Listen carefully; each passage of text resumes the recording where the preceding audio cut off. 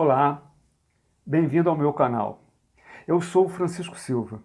Estou preparando uma série de vídeos para ajudar você a entender melhor a mecânica do imposto de renda das pessoas físicas.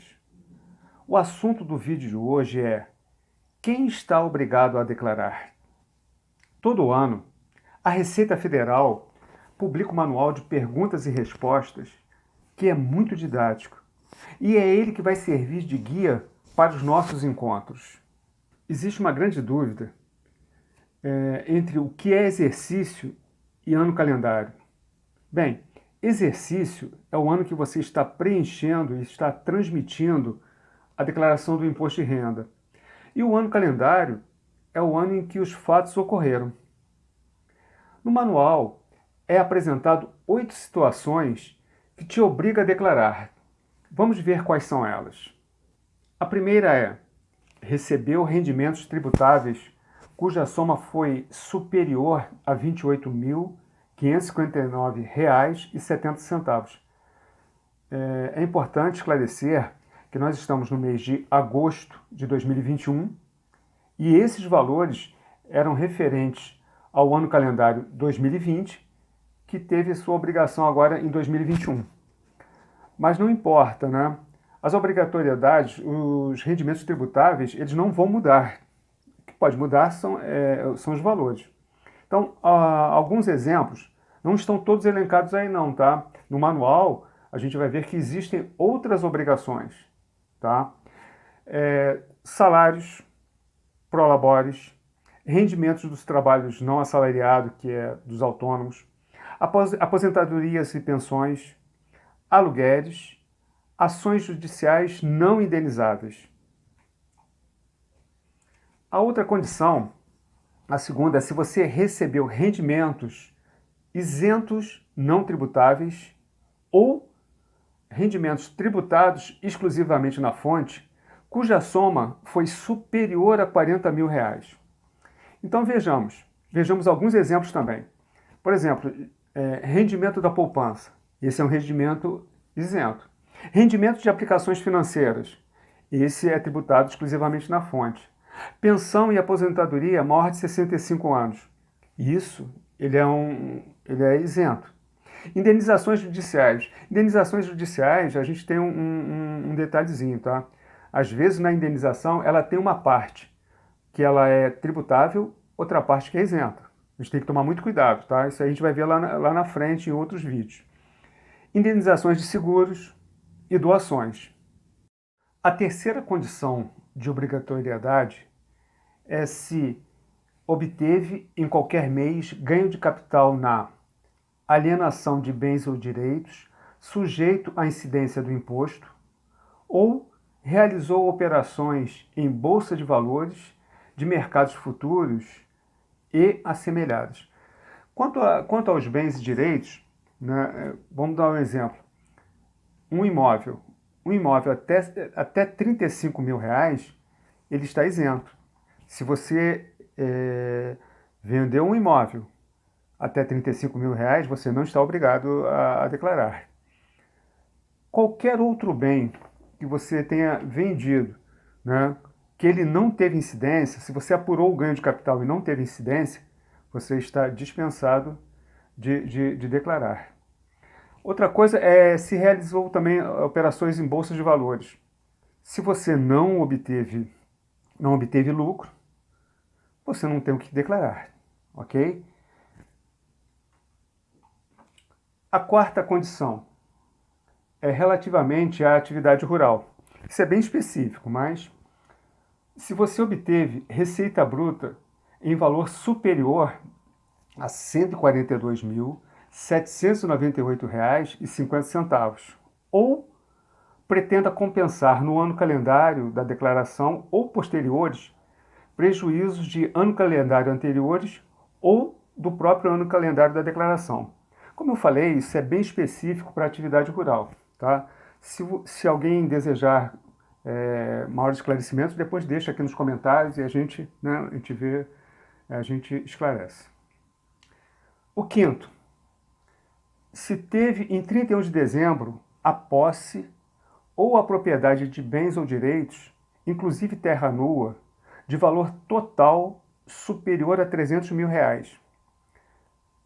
Isso é importante se o total de bens foi R$ 300 mil, tá? Então, às vezes a pessoa ela tem dois bens, tem dois apartamentos, dois imóveis, um de 200, outro de 200. Aí fala assim, são bens de R$ 200 mil, eu não tenho que declarar. Não, tem sim. Se o total foi R$ 400 mil, tem que declarar, né? Aí a gente vai ver, futuramente a gente vai ver na relação de bens e de direitos quais são eles, ok? Vamos passar aqui para o outro. A sexta condição é se passou a condição de residente no Brasil em qualquer mês nesta condição e se encontrava em 31 de dezembro.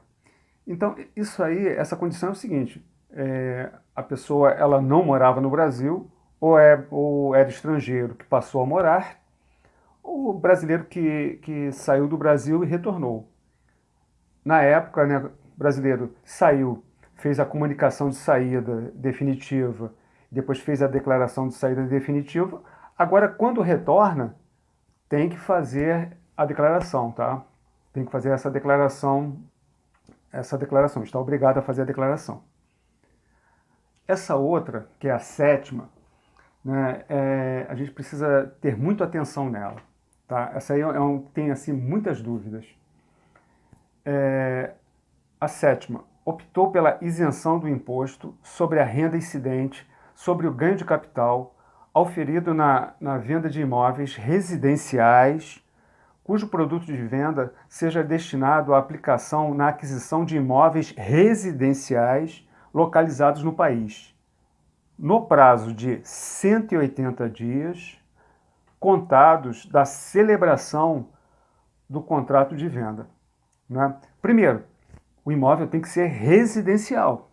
Se for imóvel comercial, essa regra não vale. E o prazo de 180 dias, a gente ouve muito por aí que são 6 meses. Não são 6 meses, tá, pessoal? 180 dias. A gente tem que se ater ao detalhe que tem meses que tem 31 dias. Então você tem que contar os dias corridos, 180 dias. A outra condição é a partir da celebração do contrato de venda, tá? Não é a partir da escritura definitiva, né?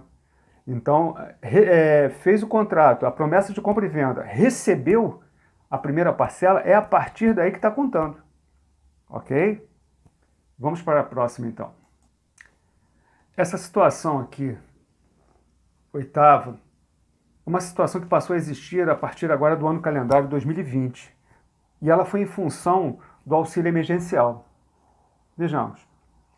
Tenha sido beneficiária do auxílio emergencial para enfrentamento da emergência de saúde pública de importância internacional decorrente do coronavírus. Aí que trata tal. E que tenha recebido outros rendimentos tributáveis superiores a R$ 22.847,76. O que isso quer dizer? Digamos que a pessoa tenha recebido R$ 3.000 de auxílio emergencial e recebeu R$ 20 mil, de outros rendimentos, né, de rendimentos tributáveis. Ela está obrigada a declarar, tá?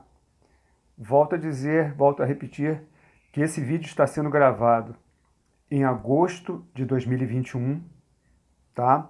E que essas condições, esses valores, eram valores de 2020.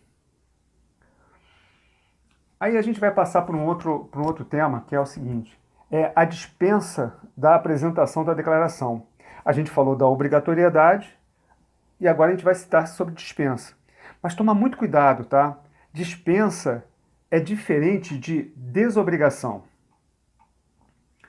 Então, está desobrigado a pessoa física que se enquadrar em qualquer uma ou mais das hipóteses de obrigatoriedade prevista nos itens 1 a 8, né, que nós vimos, dispensada de apresentar a declaração de ajuste anual, caso conste como dependente em declaração apresentada por outra pessoa física na qual tenha sido informado seus rendimentos, bens e direitos, caso os possua.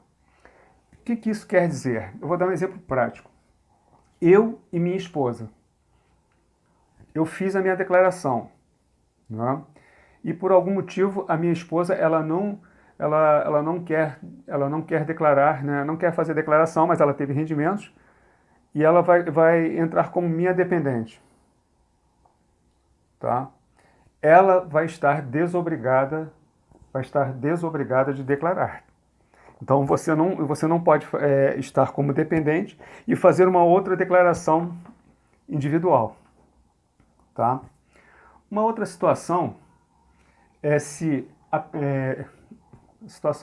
pessoa física que se enquadrar apenas na hipótese prevista no item 5 e que na constância da sociedade conjugal ou da união estável os bens comuns tenham sido declarados pelo outro cônjuge, companheiro, fica desobrigada de apresentar declaração de ajuste anual, desde que o valor total dos seus bens privativos não exceda R$300 mil. Então, o que acontece?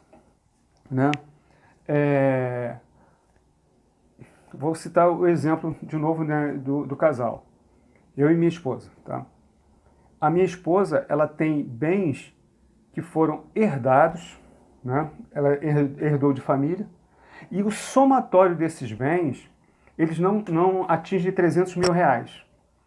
Digamos, um imóvel de 100, outro de 150, total R$250 mil. Na minha declaração, eu declaro o seguinte: bens, né, uma casa, né, localizada em tal lugar, pertencente à minha esposa, né, recebida em herança conforme formal de partilha, conforme escritura de formal de partilha, conforme processo tal, do que for.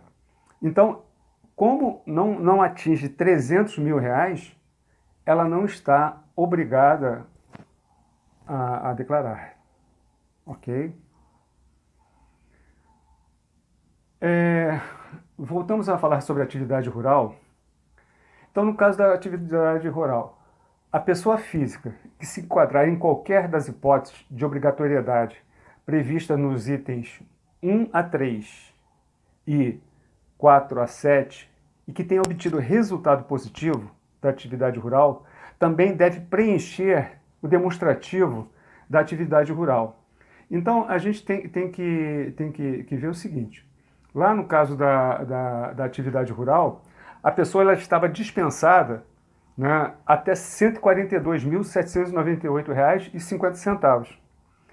Digamos que ela tenha tido um rendimento, né, da atividade rural de R$100 mil. Então, a princípio, ela estaria dispensada. Porém, ela teve, digamos assim, de outra atividade, ela recebeu de proventos de aposentadoria, né, e pensões, recebeu valores tributáveis acima que obrigasse ela a declarar. Então, ela está, além de estar obrigada a declarar, ela vai ter que declarar o rendimento da atividade rural, mesmo que tenha sido inferior ao valor mínimo. Ok? Agora, uma outra pergunta muito recorrente. E se eu estiver obrigado a declarar e não entregar a declaração? Vamos lá. Não entregar a declaração acarretará no seguinte: primeiro, multa de 1% ao mês, sendo que o valor mínimo é de R$ 165,74 e no máximo de 20% do imposto devido do imposto de renda devido. E o outro fato que acontece é o CPF do contribuinte ficará na situação cadastral de pendente de regularização. Então, isso é um fato também muito comum. A pessoa estava obrigada obrigada a declarar, não declarou, né, passou. Um belo dia, ela vai abrir a conta corrente e descobre que o seu CPF está pendente de regularização. Ou vai fazer um crediário, alguma coisa, e vê que o seu CPF está pendente de regularização. Aí entra em pânico, né? Aí que vai ver, que né, vai apurar por que isso aconteceu. Então era porque ela estava obrigada, né, em algum daquelas situações que nós falamos anteriormente, e ela não declarou. Bem, chegamos ao fim, né? Chegamos ao fim desse vídeo. Aguarde o próximo vídeo, que será como preparar e preencher a declaração. Aqui embaixo, né, você deixa a sua opinião e as sugestões para outros vídeos, né? Isso vai ser de grande importância. Se você gostou, né, dê o seu like, acione o sininho. Até o próximo vídeo e muito obrigado.